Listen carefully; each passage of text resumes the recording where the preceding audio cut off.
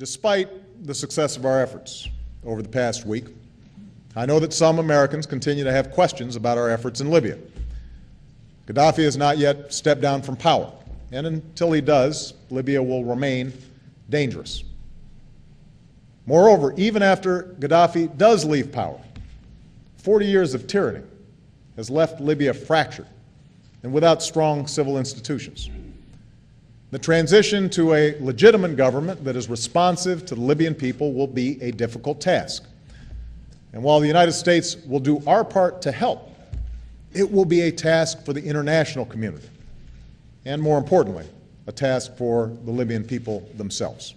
What we've done, what we plan to do, to brush aside America's responsibility as a leader, and more profoundly, our responsibilities to our fellow human beings under such circumstances, would have been a betrayal of who we are. Some nations may be able to turn a blind eye to atrocities in other countries. The United States of America is different. And as president, I refuse to wait for the images of slaughter and mass graves before taking action. The task that I assigned our forces to protect. Now, just as there are those who've argued against intervention in Libya, there are others who've suggested that we broaden our military mission beyond the task of protecting the Libyan people and do whatever it takes to bring down Gaddafi and usher in a new government. Of course, there is no question that Libya and the world would be better off with Gaddafi out of power. I, along with many other world leaders, have embraced that goal and will actively pursue it through non-military means. But broadening our military mission to include regime change would be a mistake.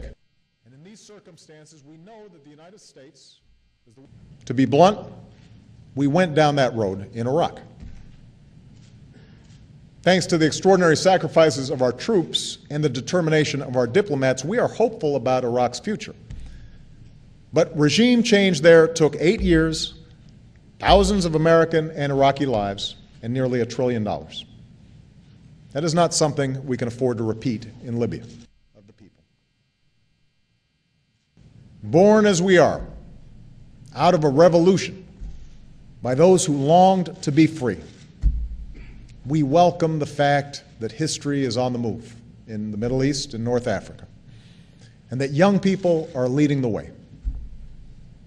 Because wherever people long to be free, they will find a friend in the United States. Ultimately, it is that faith, those ideals, that are the true measure of American leadership.